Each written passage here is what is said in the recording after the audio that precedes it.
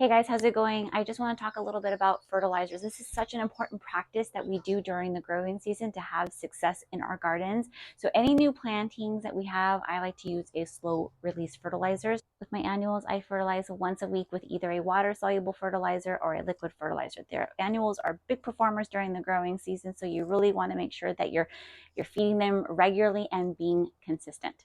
Bulbs, trees, shrubs, and perennials, I fertilize once a season in the early spring. As soon as I start seeing the plant actively put on growth and start waking up in dormancy is usually when I start fertilizing, because that way I know that the fertilizer isn't going to get washed away and that it'll start actively taking up the fertilizer.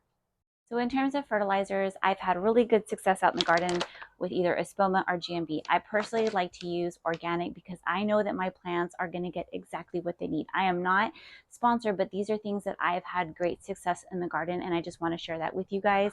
Now, they have chelated iron, and that is exactly what our plants need. So I know if I go over or under that, it's not going to burn or damage my plants.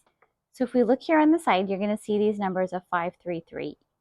Most people don't ever really pay attention to these, but know that these numbers here are really key ingredients for plant health. So the first number is going to be your nitrogen, your phosphorus, then your potassium. Nitrogen is going to create healthy, sturdy plants and helps create deep green leaves. The phosphorus is going to help with root development and fruit set. Potassium is going to help with the overall hardiness and disease resistance. You also want to check your ingredients list. You want to see where your ingredients and everything is derived from. More ingredients, the better. And also you can check out what the slow release is as well.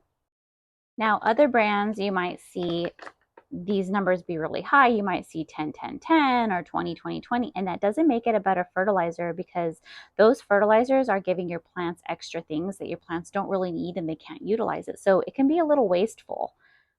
So that's why I like GB and Espoma, because I know that its dosage is perfect and my plants are getting exactly what they need. And I'm not throwing unnecessary amounts of fertilizers down that the plants can't utilize. And it makes me feel really good that I'm conditioning the soil at a more microbial level or at a more soil level. I hope you guys found this information useful, and I'll see you in the next one.